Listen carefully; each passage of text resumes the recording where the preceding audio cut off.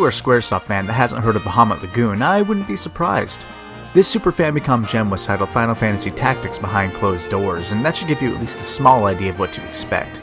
While you won't find the same level of political intrigue or character customization here, if you're willing to delve into the dubious world of fan translations, you can still experience a solid strategy RPG that isn't afraid to take risks.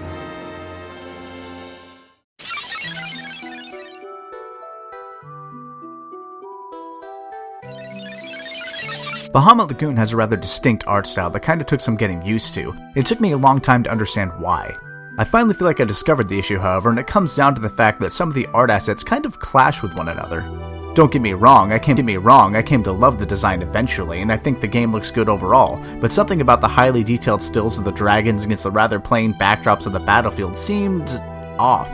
Even more so when you compare it to the more cartoony though highly detailed character battle sprites with their limited and unnatural, but somehow still aesthetically pleasing animation. Then there's the fact that the small tokens used for battlefield navigation sometimes share very little with their in-battle sprites. This makes it all feel just a bit jumbled, really. All of these parts taken separately, however, are at the least good. I love how the dragons can resemble any number of creatures and that they don't always look nice. Some of them are downright ugly, and that contrast truly makes them feel like they are creatures that shouldn't be trifled with. The small character sprites for between battles take the usual Square Super Nintendo style and refine it, giving more detail and more realistic proportions to the characters. Things like characters having their sprite thin below the waist to better represent legs. I know it is such a small detail, but I felt it helped to bring a more defined style to this title than most of the era. I love the colors of the backgrounds, I love how beautifully the sky is rendered and how it looks both awe-inspiring but also mysterious. The game did so much right in terms of presentation that I just can't help but love it, even with the previously mentioned issues.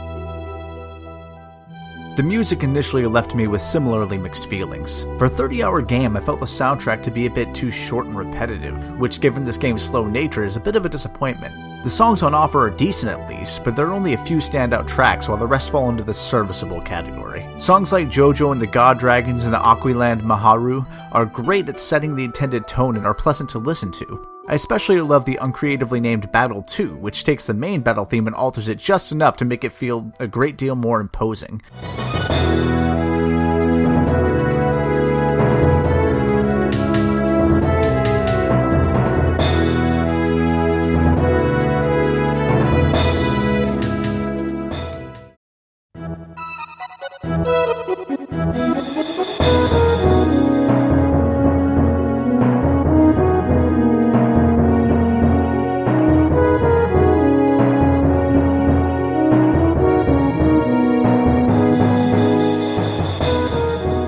I love when musical tracks are used this way. The music is very fitting overall, and as I listened to the soundtrack again, I found that I remembered every track, which is a mark in the game's favor, I guess. I just wish there had been a bit more of it. My only true gripe with the presentation comes down to some of the sound effects used in-game, specifically when it comes to menu navigation. I found them to be irritatingly annoying, and though I did eventually get used to them, they were still unpleasant given the rest of the game's level of polish.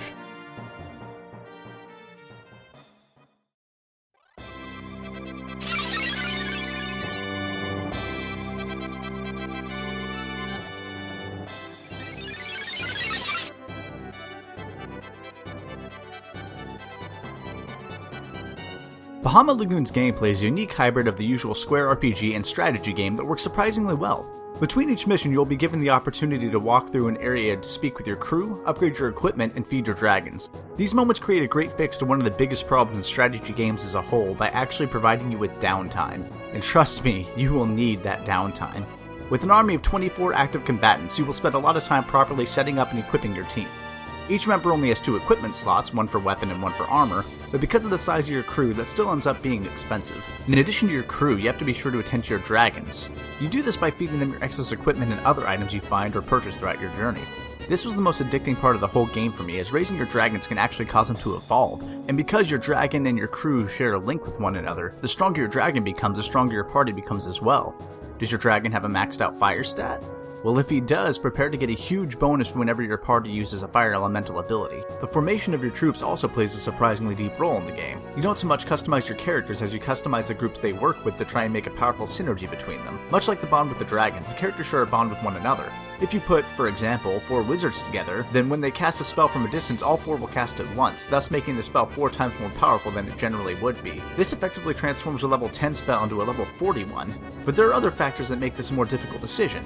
You can put 4 heavy armor knights together to have a strong front line, but their movement speed will be pretty abysmal. Do you try and work around the issue with strategy, or do you take a hit to your overall attack power to pair them with a much faster light armor knight that will increase the entire party's movement radius? There are so many factors that need to be considered and several different viable strategies. I spent almost as much time making sure that all of my crew and dragons were properly optimized as I did on the battlefield. If you are not okay with micromanagement, this is likely not the game for you. Combat is pretty standard for the most part. It's a turn-based affair where you move your units to the desired position and then attack if the opportunity presents itself. The interesting thing about Bahamut Lagoon, however, is that you have the option of attacking from a distance, which keeps yourself out of harm's way but causes you to do potentially less damage. On the other hand, you can attack directly, entering a secondary battle screen that looks more like your standard RPG, offering you the ability to do more damage but also take some in return. There's more give and take here than it initially appears, however, as defeating enemies from a distance will only net you half the money you would otherwise get from attacking head-on. Added to this is your rather limited MP pool, which means you truly do have to be strategic about when and where you plan your attacks. Easily Bahamut Lagoon's most unique feature is its dragons, which fight with you in battle but aren't under your direct control, instead relying on extremely vague commands to have them move far away, stay close to their handler, or go somewhere to hide. While they very rarely make the most beneficial choices in combat, I was actually surprised by how competent the AI made them act overall. Even with their immense power, however, you do have to be careful with how you command them. Because of the previously mentioned bond between the dragons and party members, if your dragon falls in battle, your human fighters will become dramatically crippled in terms of attack and defense power, making it so you can't rely on them to do all the work. The combat gets even deeper still when you take into account Bahamut Lagoon's use of terrain, which is interactive. Forests can be burned down to stop them from hindering your movement speed or hurt enemies and allies that are standing in them. Bridges and other stone formations can be destroyed with lightning spells, and bodies of water can actually be frozen to make them passable. Even poisonous swamps can be neutralized with a well-placed healing spell. At first glance, I thought the system felt gimmicky, but I was surprised how often I ended up using these tactics to my advantage. The enemy also uses the terrain to its advantage, however. Or, more correctly, the developers did. Some of the most fun and challenging maps in the game had me going up against fully fortified bases. Obstacles like walls I had to destroy before passing, or the auto-attack cannons had a devastating effect on my troops, and finding the best way to overcome these obstacles was a huge part of the fun. It truly felt like I was attacking the enemy on their home turf because I was at such a large disadvantage, but the feeling of accomplishment from actually conquering these more challenging maps made me feel elated. I also found the difficulty curve to be just about perfect. I didn't need to grind at all, and yet by the end of the game, all of my dragon stats were nearly maxed out, and all of my recruits were decked out with the best equipment money could buy. Even with that level of preparation, I still found the last few chapters to be challenging without being unfair. The only downsides I can think of in terms of the gameplay is that things can feel a bit too slow, but as this is a strategy title, that is a fairly common issue. The other issue is there isn't a lot of variety in terms of attack types. Every character class in the game gets one attack per element, and it can leave things feeling a bit samey, though that is at least slightly alleviated by the fact that proper use of all these techniques is still the main driving force in terms of the game's strategy. It was one of those games that even with the large time investment required for each battle, I kept telling myself just one more, until it was 4 AM each night.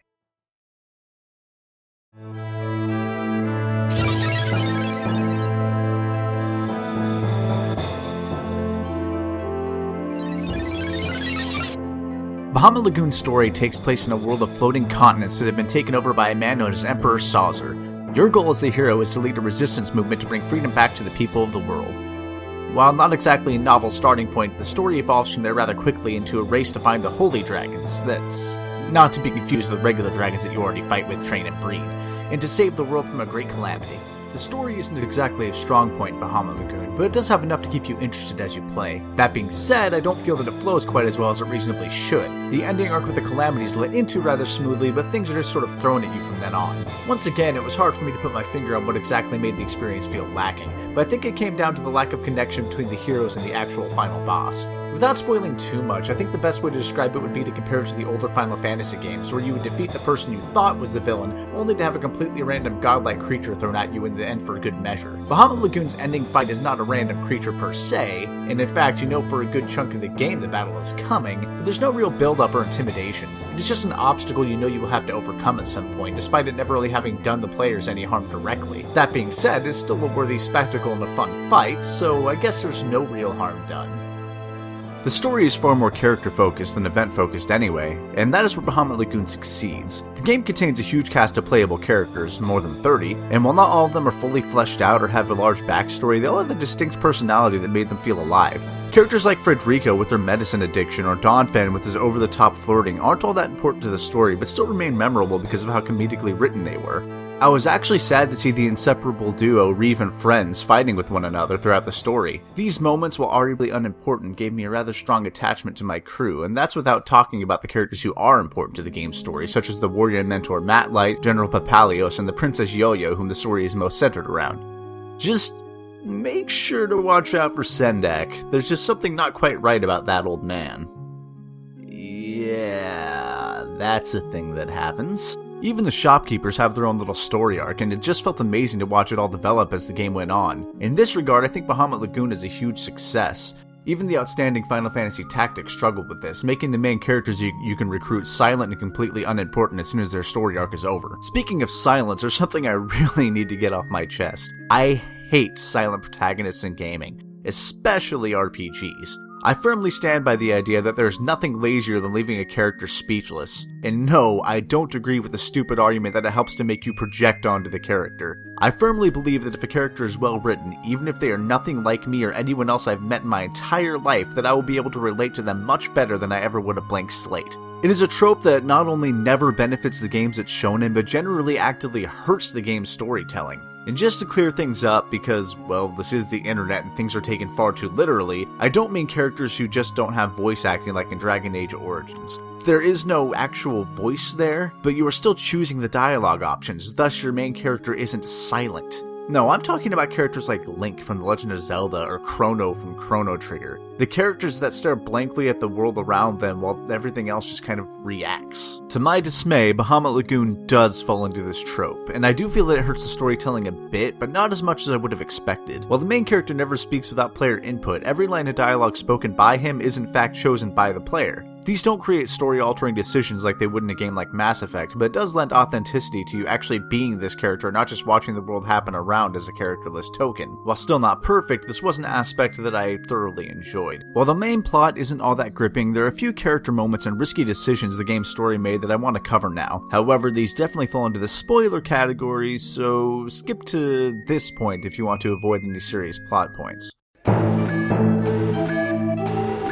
While I already said Bahamut Lagoon doesn't do anything groundbreaking with its story, it does do a few small things most other games wouldn't dare to do, and that's part of why I love it so much. For example, despite the game heavily hinting at it for the first few chapters, the hero does not end up with the princess. In fact, you are flat out rejected for General Papalios, another knight who is actually working on the enemy's team before switching sides. This isn't a ploy either, or some form of competition between the hero and him. Papalios just flat out gets the girl, and you have to sit on the sideline while you watch their relationship develop. There is no side relationship either. Your character ends up alone by the end of the game, separated not only from the princess, but also from his friends as he spends the rest of his days flying around on his dragon to protect the skies between lagoons. Bahamut Lagoon doesn't exactly have a happy ending. The princess becomes queen because of her father's death and separates herself from her friends for her responsibilities. Papalios is assassinated and the hero rushes off to be alone. The world is saved and all of the minor heroes have a much happier send-off, but the main trio all have rather unsatisfactory endings, which is something else that I appreciated.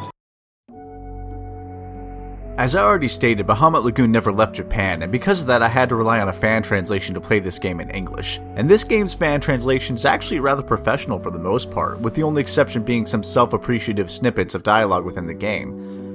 They even went as far as to edit in their own sound test that you can view by discovering a secret button combination in the game. I actually read over the translator's notes and found the level of detail rather impressive, going so far as to give different characters their own sort of dialect, and while I didn't think that it all came through quite as clearly as the translator may have wanted, I would say that falls more on the lack of dialogue for certain characters than on the translators themselves. Bahamut Lagoon was the first fan-translated game I ever played, and I can honestly say that it still holds up as one of the best examples of one. So thank you Tomato, Dark Force, and Neil Corlett for your dedication to this project and many many others, and thank you for introducing me to the amazing world of fan translations as a whole. Ever since first playing this translated gem, I have made it a goal to support every fan translation I can find. All things considered, I really enjoyed Bahamut Lagoon in terms of its storytelling. It flowed well between comedy and drama, though I did honestly feel its comedic moments were far more impactful, and it has a large cast of characters I was happy to come to know and love.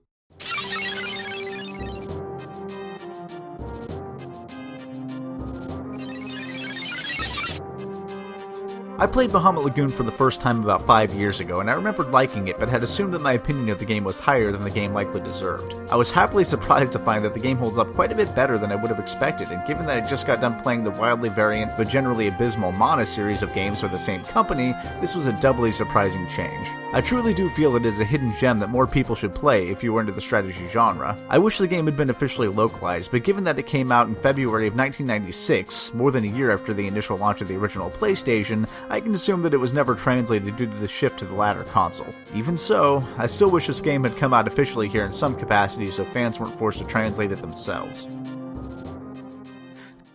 You Square indeed.